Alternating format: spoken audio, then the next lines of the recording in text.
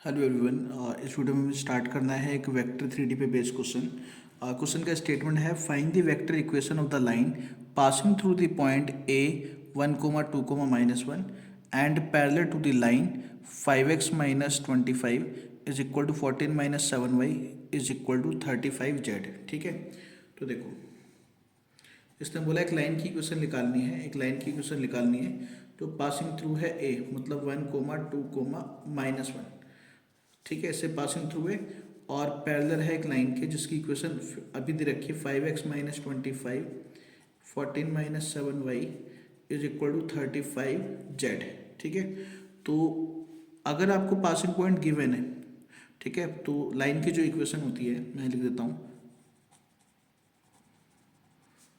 Equation of line वो होता है r vector is equal to a vector plus lambda B vector, जहाँ पे ए वेक्टर बनता है पासिंग पॉइंट से, तो ए वेक्टर इससे बनेगा, तो यहाँ पे R vector is equal to आ जाएगा आई कैप प्लस का 2j कैप माइनस का k कैप प्लस का लैम्डा बी वेक्टर। अब बी वेक्टर बनता है डायरेक्शन रेशो से।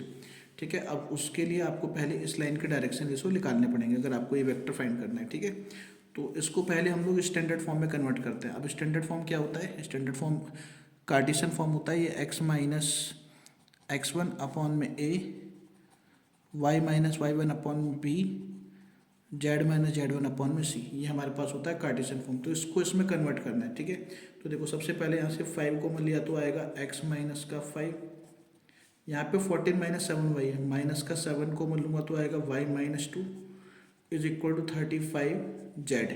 अब 5, 7 और 35 का एलसीएम 35 होता है, तो इनको तीनों को 35 से डिवाइड करो तो आएगा 5x-5 अपॉन में 35 माइनस 7 y-2 अपॉन में 35z अपॉन में 35, तो आएगा x-5 अपॉन में 7 y-2 अपॉन में माइनस का 5, इस माइनस को नीचे ले आए। ठीक है, और z-0 अपॉन में 1। ठीक है, अब डायरेक्शन रेशो हमारी इस लाइन के क्या आ जाएंगे 7-5 और 1। इस लाइन के डायरेक्शन रेशो आ गए 7-5 और 1। ठीक है, अब पैरेलल के केस में जो हमारे डायरेक्शन रेशो होते हैं वो प्रोपोर्शनल होते हैं। ठीक है, पैरेलल के केस में हमारे डायरेक्शन रेशो एक दूसरे के प्रोपोर्शनल होते हैं।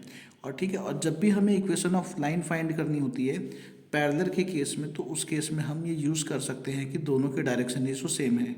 क्योंकि अगर मान लो आप इसको प्रोपोर्शनल लैम्डा टाइम्स लोगे इसको, तो भी वो यहाँ मल्टीप्लाई होके कांस्टेंट ही बन जाता है। ठीक है, तो जब भी अगर 1 नंबर का 2 नंबर का क्वेश्चन आता है और पूछा जाता है कि find the equation of line passing through another line, तो आप उन दोनों के डायरेक्शन रेशो सेम लेट कर लोगे। ठीक है, तो जैसे इसके डायरेक्शन रेशो 7-5 1 आए, तो इसके भी हम डायरेक्शन रेशो लेट कर लेंगे 7-5 और 1।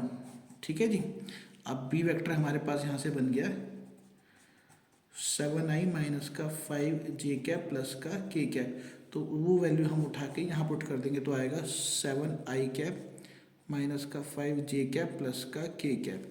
तो ये हमारा रिक्वायर्ड आंसर आ गया, क्योंकि उसने वेक्टर इक्वेशन पूछी थी तो वेक्टर में आंसर आ गया इसका। ठीक है जी।